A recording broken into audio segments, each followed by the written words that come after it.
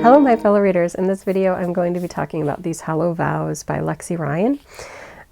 This book, says right off the bat, is perfect for fans of either Holly Black's The Cruel Prince or Sarah J. Maas's Court of Thorns and Roses series, but I'm going to share with you why I actually really enjoyed this one, and to whereas maybe if you're on the fence or don't enjoy the other ones, you might like this one. But if you did enjoy those, you'd certainly enjoy this one. Does that make sense? So, in this story, we follow Bree, who she's doing everything that she can to get by. She and her sister are obviously poor. They're having trouble getting enough money to just survive. And I can't entirely remember why. I think it has to do with her mother. But Bree hates the Fae. She hates them. She doesn't want anything to do with them. They only make life more difficult for her. She doesn't want anything to do with it. Her sister, it is. Okay, yes. Her mother, disappeared. I just remembered. Their mother, I should say, disappeared years ago. I think into fairy. I can't remember willingly or unwillingly. She might have made that choice but didn't necessarily want to go. Regardless, they lost their mother and they had no one to help, take care of them. So they've been stuck in kind of this poverty situation since then. So yeah, she's got a lot of issues about the Fae, which would be fine and not amount to anything. But one day she returns home, and such as it is, and discovers that the landlady sold her sister off to the Unseelie King, who's pretty much perceived as the worst of the Fae. He's sadistic, he's mean, she's likely to be tortured and then murdered. So things aren't looking so great, and Bree is she knows she has to go after her and save her sister. And the one way that she knows of that she can possibly do this is that the Seelie Prince, Prince Ronan, is looking for a bride. And I believe it has to be a mortal. For whatever reason, they're looking for a mortal bride. I think it might be to add balance or something. It's just supposed to be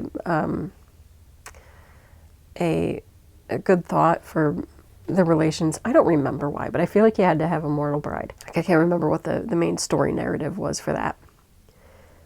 So Bree works her way into that bridal choosing. She gets across and into fairy. Of course, she doesn't really want to be chosen as the Seelie Prince's bride. She has no desire to do that whatsoever. However, that is her best chance to be able to get into court life and find the Unseelie King and get her sister back. So whilst she is at court doing her duties to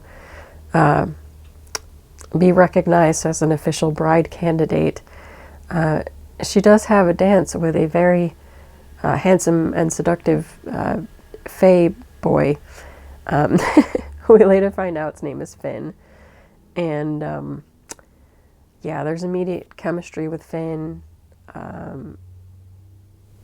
but also the potential to have somebody to work with to get her sister back. She does, of course, meet Prince Ronan, who seems a bit familiar to her. And I'm not going to get into that because I don't want any spoilers.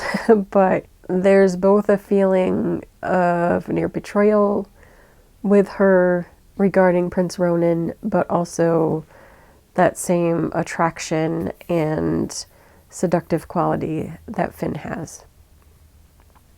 So she does find her way to the Unseelie court in order to see the Unseelie King and find out what she can do to get her sister back. He gives her a peek, I think. I can't remember if she finds that object or if he gives it to her, but he's like, your sister's fine. I do have her here, and I will make a bargain with you. If you will obtain these 3 objects from the Seelie court and bring them to me, I will give your sister back. She, of course, knows that you have to be very careful with the Fae, especially when bargaining. So she makes sure to do her wording a certain way where her sister will be returned to the mortal realm, unharmed, and alive, and like I think where she's going to be returned to would have like medical supplies or something.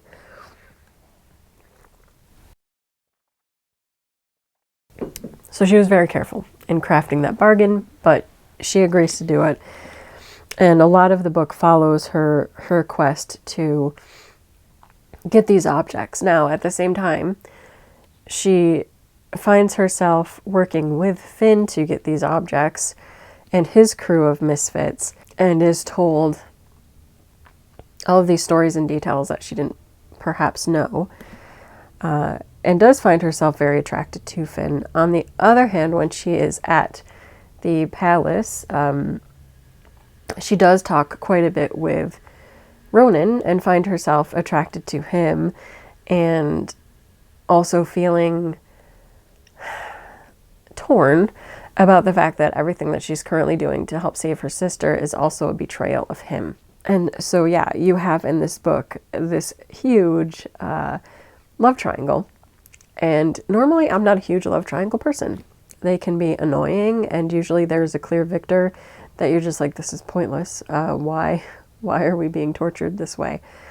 This one, there was not a clear victor. This book is perfect for just teasing and offering twists. Like you don't know. You literally do not know in this book who to believe or trust. Literally, I think everyone is lying, but also nobody's necessarily bad.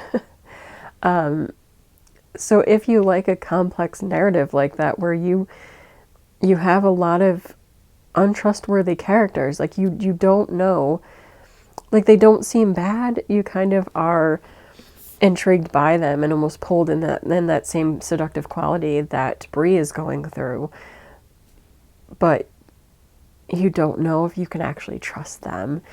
And so you are stuck with, am I betraying this person that isn't that bad? Or, am I trusting someone that I shouldn't trust?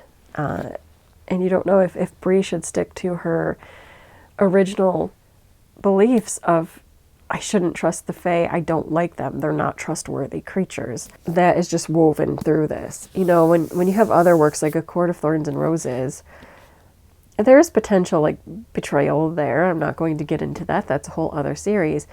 But it is more just a romance story. It's a fairly straightforward romance story. Yes, there are battles and whatever, but that is strictly just romance. The Fae might do some bad things, but they're not, I don't know, it's not as complex as this. The Cruel Prince, which I also enjoyed that series, but at the same time, there was, again, redemptive qualities for these creatures that could be bad and not really understand mortals or use mortals. This one, I look forward to seeing what happens in the next book. So this will have a continuation, and rightfully so, because it's much more twisty, I think, and dark than the other ones. It does have more of that classic portrayal of the Fae as being untrustworthy, twisted, and manipulative, and especially towards mortals. So, yeah, did that convince you? I don't know.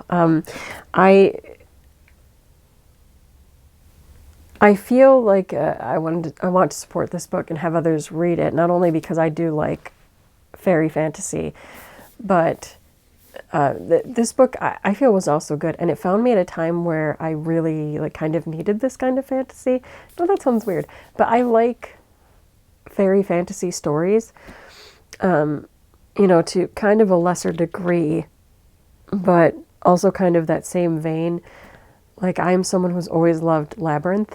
I think it's great, and it has that twisted darkness that's appealed to a lot of people. And so I find, with this, I love it. I love that not being able to trust everything that is being laid out. Yeah, I don't know. If this sounds intriguing at all to you, check out these Hollow Vows. I think it's really good. I believe the second book is expected this year, but I don't know when. But yeah, this got me. It was good. That is it for this video. Until next time. Bye.